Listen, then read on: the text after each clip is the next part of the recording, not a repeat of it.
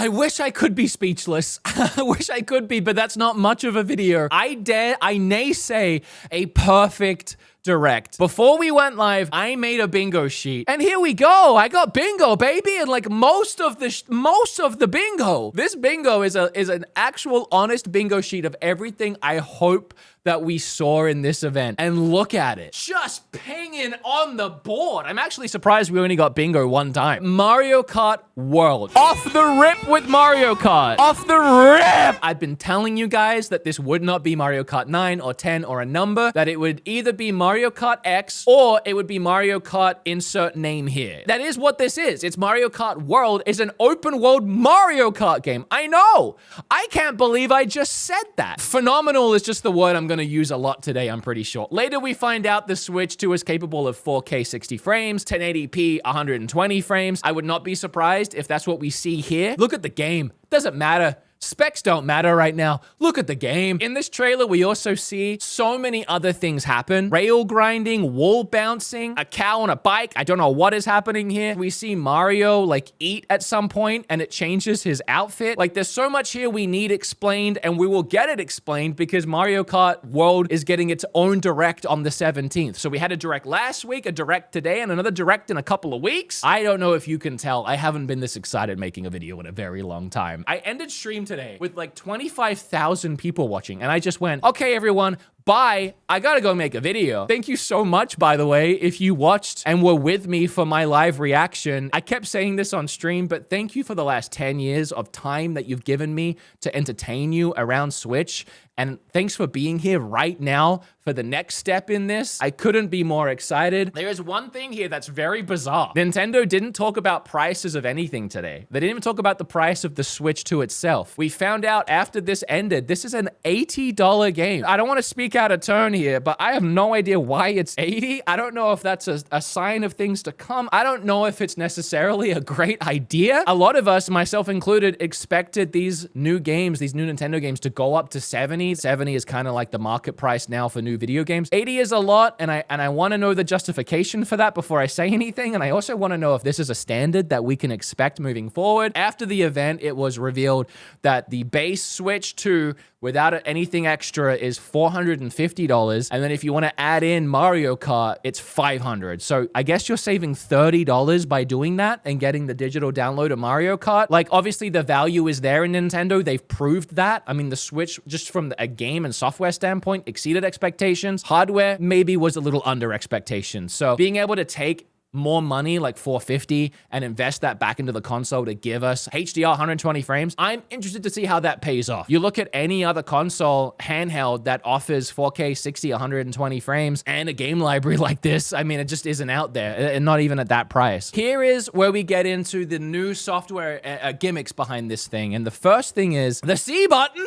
That I was putting pins on a chalkboard and lining red lines like a crime scene trying to figure out what this thing does. Oh, the C button. It is chat. A lot of people were right about this one, and it's actually really cool that we've gone from the Switch having a stupid mobile app to having a physical button on the console that when you press it, not only can you join a voice chat, you can also have them stream their gameplay to you. You can adjust how big the gameplay screen is for you. You can even like just focus on one of their gameplays if you want to watch them. You can all stream gameplay to each other at the same time and see what everyone is doing at the same time. That is really cool. It's essentially Discord, but Nintendo's own version of it. To get around any of like the stuff they were worried about with parental stuff, there's parental controls on it, so you can be completely safe. There's still no worry about your kid playing with a stranger. And you can even get an extra camera accessory, which is giving serious iToy PlayStation 2 vibes, or even Kinect vibes in a way. It's extra, and you can connect it to the system so that you can stream yourself. You can not only add yourself to the gameplay in the corner for your friends to see, you can put yourself into some of these games. Like Mario Party, they showed off a bunch of mini games. One of the first things I said in my video about the mouse mode is that I bet you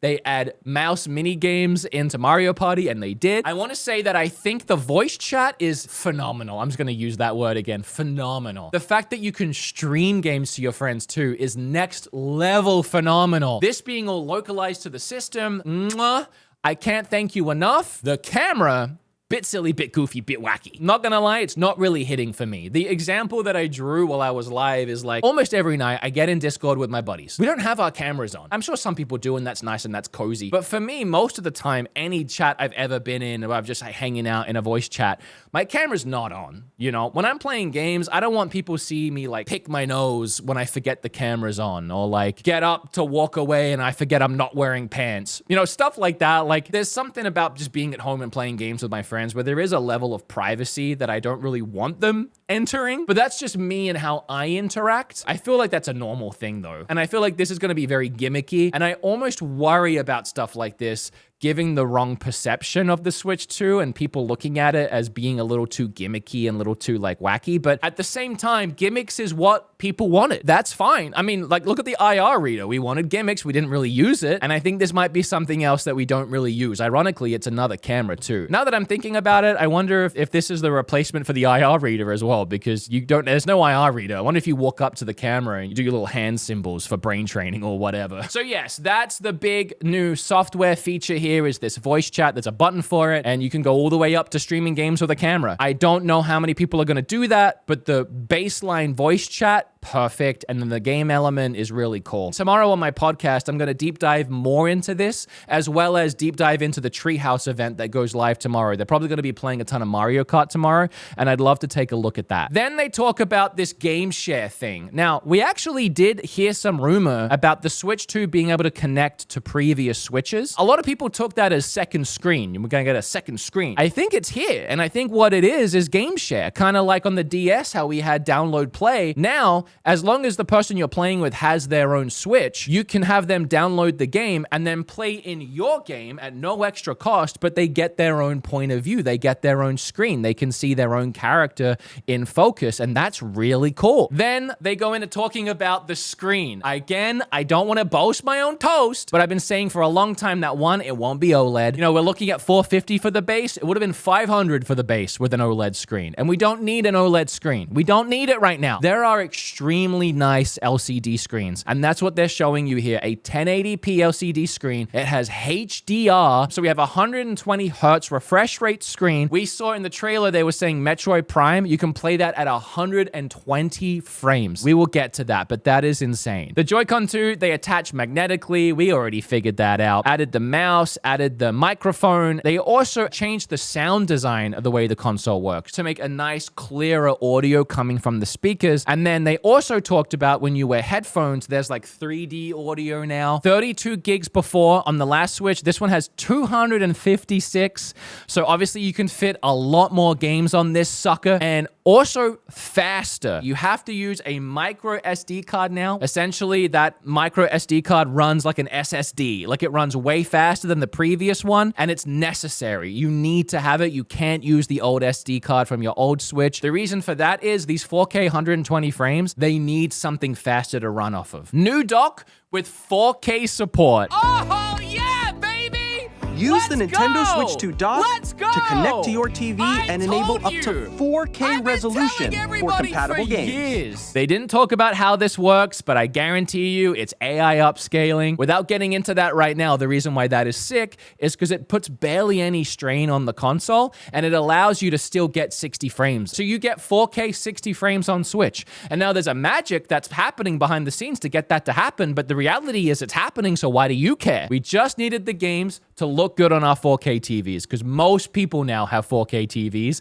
and blowing up 1080p games already sucks. So good, so cool. We knew as soon as this Direct was going live, by the way, that this was going to happen, because this is the first Direct that's in 4K. Why would the Direct be in 4K if you weren't showing 4K footage? It was like a little giveaway right before we went live. Then there's what I thought was going to be a pack-in game. Nintendo Switch 2, welcome to it, right? Should be free, should be pack-in. Nintendo's asking for a lot of money at this point because this is not free, and it seems like all it is you walk around the Switch 2 console, like a model of it, and you can look at information on the Switch 2. It teaches you about the magnets and that it's actually the buttons that actually are metal that connect to magnets on the inside. I'm sure there's going to be a lot of little secrets and like fun things we can learn in here about the console, but why would you pay for it? That's bizarre. I mean, that's like, that was one of the first moments of the whole thing where I kind of just winced and was like, Why? This was cool though. So not only can you use the mouse, it incorporates the gyro as well.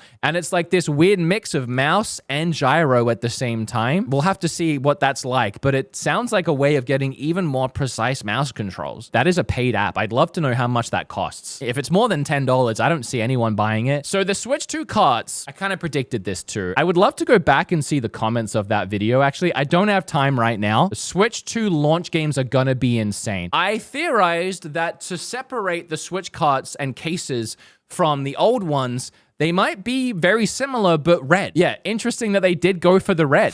All right, I'm going to quickly add something, and I'm filming this later. I found out a bunch of information. I'm just going to put it in here. It relates to the whole video, but one, the Switch 2 cases are red. They actually revealed some of them, and they're red. I can't believe I got that right. They literally look like my thumbnail. It's crazy. Next, there will be certain Switch carts that'll be keys that'll proxy a download, and the game actually isn't on the cartridge. This won't be all games. It'll be like the bigger, like high gig games. So don't worry, they won't all be like this. Next, there will be a bunch of select Switch 1 games that'll have free upgrades. So assuming this means there'll be like better clarity, 4K 60, whatever, for free. So I guess there's a difference between enhanced game that has extra content and just a free update to an older game that will now be optimized to look and play better on Switch 2. Next, here's the UI. It looks almost the same. We can talk more about these things in other videos. I just wanted to try and get ahead of some things in this video. Next, Donkey Kong Bonanza is $70. So some games will be 70, some will be 80. I don't know, different prices, but they're not all 80, which I guess is good news. Next, the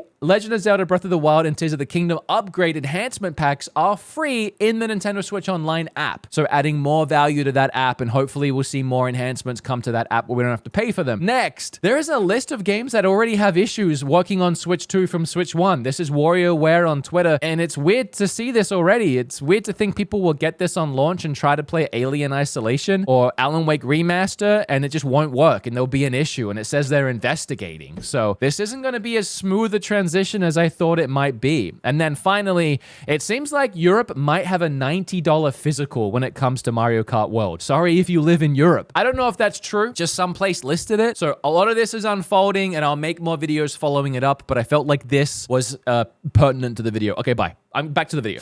Then they show off the new Pro Controller. Oh. We're also releasing a new Pro Controller. Oh. It has a C button. Very comfy looking, very the way it already was, but they've added that C button. But there's the back button triggers now, which is really cool. This is becoming a staple on most controllers these days, and an audio jack as well. Also makes sense considering we're leaning so much into voice chat at this point. Then the Nintendo Switch 2 Edition games. This is something else that I've been talking about and saying it's kind of a given, to be fair. So they talk about the 3 types of games. Just games for Switch 2. Just straight up, these games are for Switch 2 and only Switch 2. There's Game Type 2, which is most of the library of Switch 1. It should be pretty much fully backwards compatible. Then Type 3 is Nintendo 2 Edition games. These are games that Nintendo are enhancing for the Switch 2. An obvious one was Breath of the Wild, Tears of the Kingdom. You're getting that in like 4K 60 or whatever, and they show that. But something I didn't expect is for them to go back and not only enhance the games with visuals and frame rates,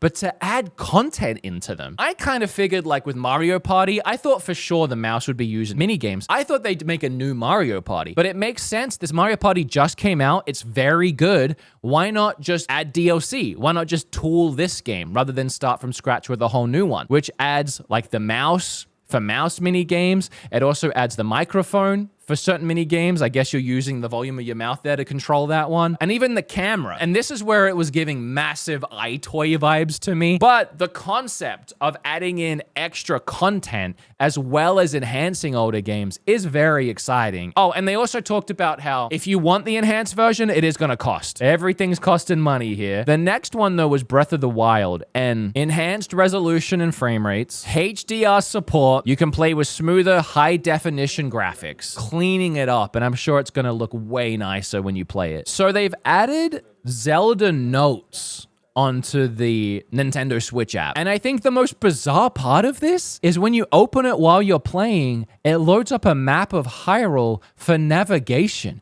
And if you want to set a path to like finding a Korok seed in your game, it has GPS. It has Google Maps. I gotta say, that's really unique. Forgotten Land getting the same visual enhancement treatment as well as an extra mission, the Star-Crossed World. So we'll have to wait and see what other of these older games get enhancements. But then they talked about something I was really hoping they would. How will Metroid Prime and Pokemon ZA, the two big games we know are cross-releasing on these consoles, be different? And there is a Switch 2 edition. Now, this game looks so good in the Direct that we just saw that I was like, is this running on Switch 2? Because like it looks so good. Looking at this, the answer is no. I was wrong. The game just looks good. And here, it looks even better. You can see so much more clearly everything in the game. The frame rates are so much smoother. It's really quite incredible. We are getting into the quality and performance that you'll see on other consoles. And that might make some people roll their eyes. We have quality and performance mode. 120 Choose from these two FPS? modes, both of which support HDR, based on your preference and playstyle. I think it's cool to see Nintendo actually enter the industry standard with having options like this, but don't worry, in this case anyway, this is straight up two fantastic options. 4K 60 frames and performance mode 1080p 120 frames, and you still keep that HDR. Those are two perfect options. That is quality with performance and performance pushed into overdrive. Love it. And then in the bottom, it has two little fine print. The handheld modes, 1080p for 60 frames in handheld mode. And then the performance mode is 720 at 120 frames. So that makes sense. Honestly, I don't see any reason to not play full resolution 60 frames. This is a Metroid we're talking about, and that's more than enough. It would be cool to at least switch it on and test it out when you're playing in handheld mode. But I would think I would rather the trade-off of having full resolution. I guess we'll see. All right, then Pokemon ZA. Look, I gotta be honest, guys. This helped. And maybe I'm just in a good mood. I mean, yeah, look, the game world, we don't need to talk about the windows, but how clean it is and the frame rates, this is big. There's definitely a trade-off here, and this definitely does something for me and wins a couple favor points. And knowing that this is the way I'll play this game, it definitely helped. This, I think, was probably the weakest part of the event. It is interesting that they're dual-wielding mice. Literally, there's a part in my video recently where I go, you can dual-wield mice! The game's very unique. I love the way they've utilized the controls. It's really crazy. The idea behind using the controls for a game like this is actually brilliant. In saying that, the game looks boring, the game looks clunky, and the game looks muted in colors and just doesn't look that exciting. And for that reason, I don't think anyone will play it. But I really want people to really pay attention to the controls and how exciting and innovative the idea is and how this could be implemented into actual fun games. Where's the color? Where's the pizzazz? Where's the pop? Where's the Nintendo? I'm not really sure where it all is. From here, they start getting into third-party stuff, and I want to remind you guys, I'm going to keep this as short as I can, but I knew this would happen, and here's why. God damn it, I'm good! If you don't listen to what I say, it's really on you at this point. I'm sorry! I'm sorry!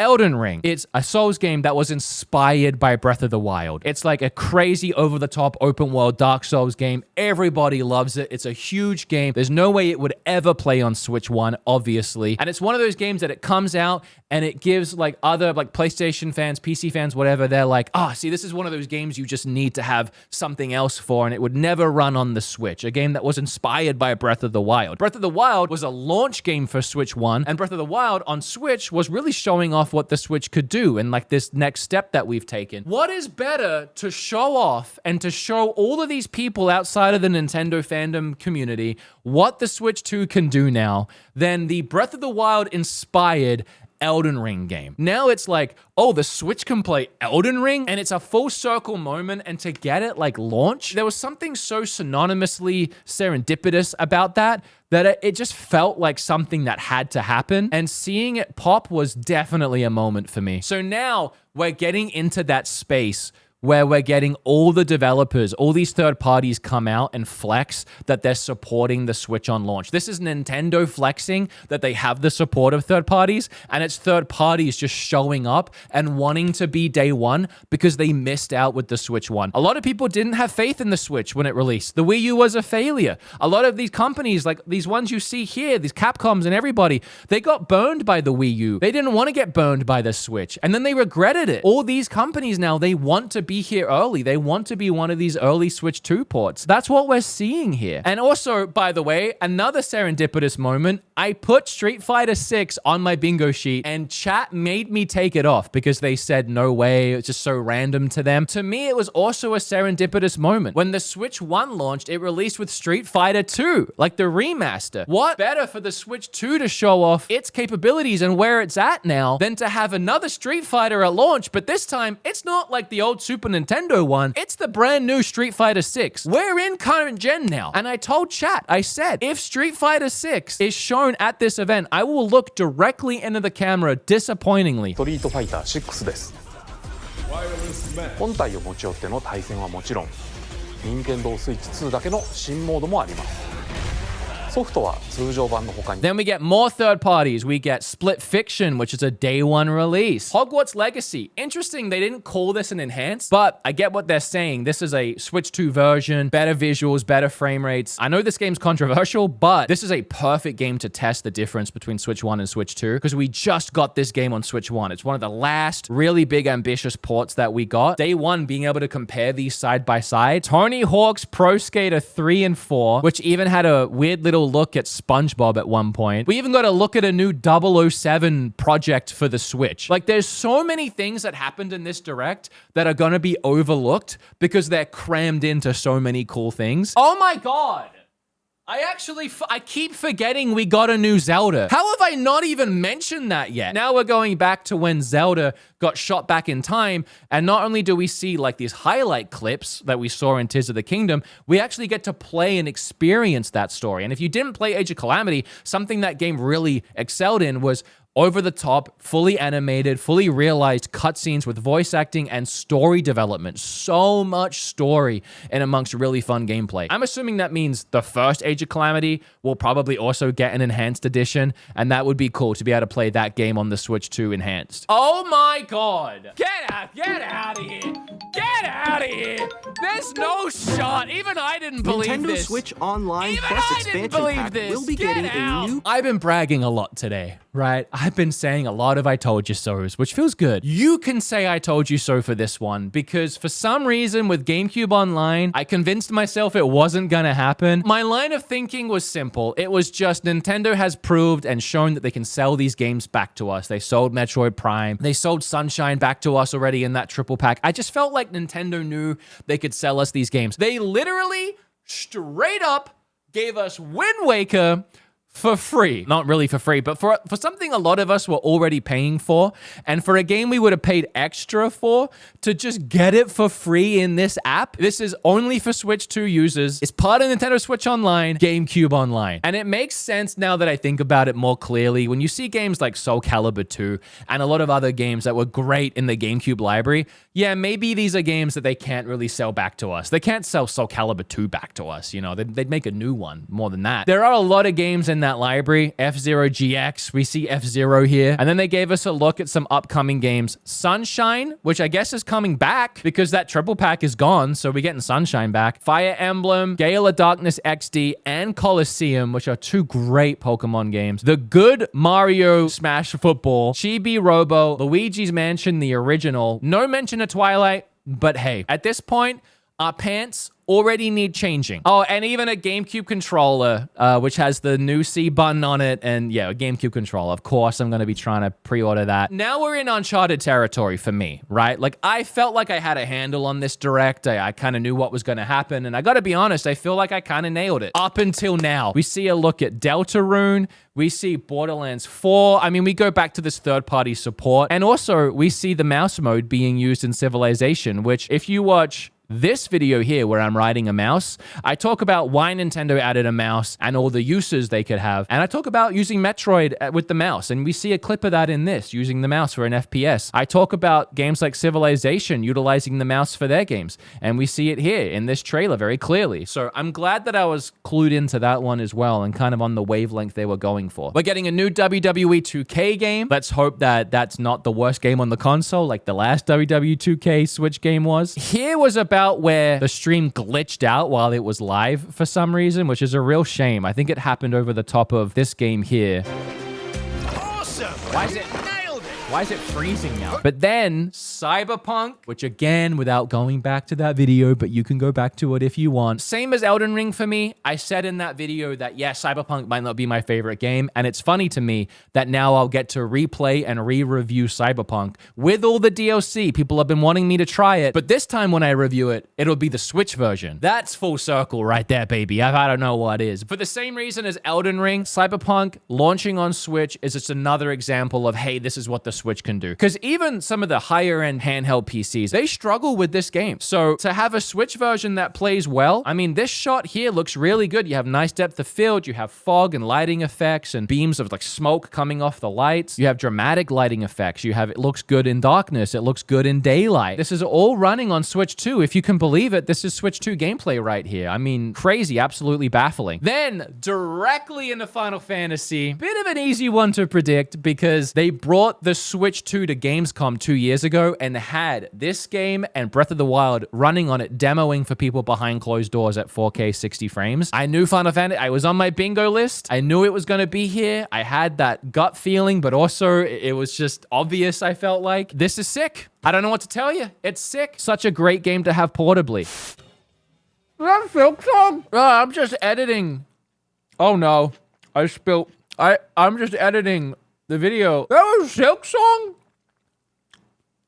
2025? Then here, near the end, we got a big look at a brand new FromSoft game that's exclusive for Switch. It's called The Duskbloods. A lot of people thought this was Bloodborne 2, and I think that's really cool that it's giving those Bloodborne vibes because people love Bloodborne and want a sequel, so I think a lot of people are going to be excited to check this out. I'm excited. A really wacky collaboration. I would never have expected to get Elden Ring and a brand new exclusive FromSoft game. Love to see that partnership there. I also wasn't sure if we'd see anything that was coming 2026, but we did see some things, including this. Then, the big question was, what has Sakurai been working on? Turns out, it's a brand new friggin' Kirby air ride. I mean, there's been one, I think, right? And it was like 20 years ago. I mean, this is a cinematic CGI, but it does look really pretty and gorgeous. So if this is what the game looks like, I'm excited. But in general, I'm way more excited for a Kirby air ride than any other kind of Kirby game, other than maybe a Forgotten Land sequel. So that's really cool. And obviously directed and made by Sakurai. Then the last thing, Donkey Kong has had a massive re-envisioning and reawakening.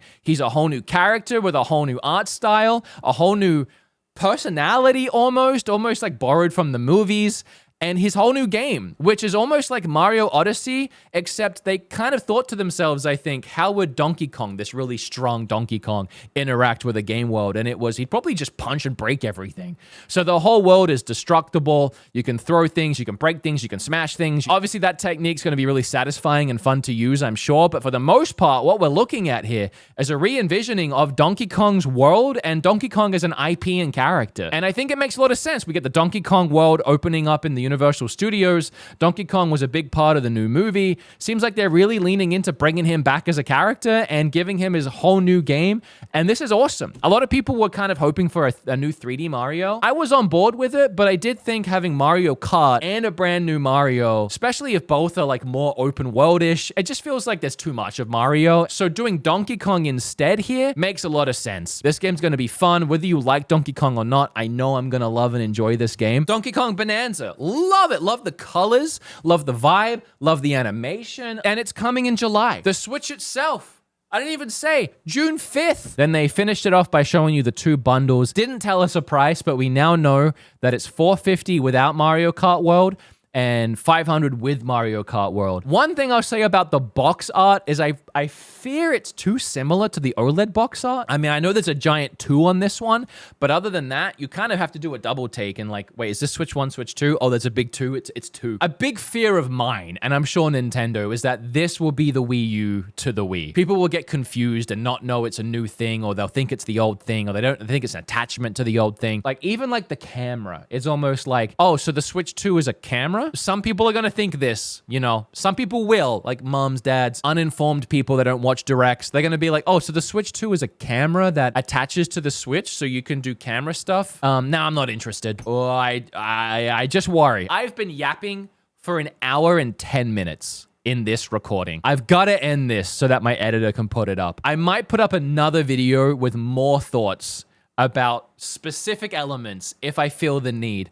But I'll say this was exactly what I thought the Direct was going to be, up until a point where it went insane mode and got even better. Gave me a new Zelda, a new Donkey Kong, GameCube. Like, it went off the rails. The third-party support was way stronger than I ever thought. Like, I was there. I was like, Elden Ring, Final Fantasy, sure, maybe Sims 4. I did not expect the third-party support we got. So what I'm saying is, this was what I thought and better. This was a perfect Direct. It was exactly what the Switch 2 Direct needed to be and more. It was 100 out of 10 Direct. One last time, thank you for everything over the years. Thank you for everything leading up to here. Thanks for your time and your energy and your efforts watching and investing in what I do. And here's to the next. Here's to the next. I gotta end this, but I'll see you in the next video. I hope it was clear that I loved this and that I love you. All right, Switch 2, 2 months. Don't forget, podcast tomorrow, links below. And on Friday, I'm going to go and play the Switch 2. I hope you haven't forgot about that. I haven't. On Friday, I'm going to go to New York and play the Switch 2, record it, and show you on Saturday, hopefully. Bye.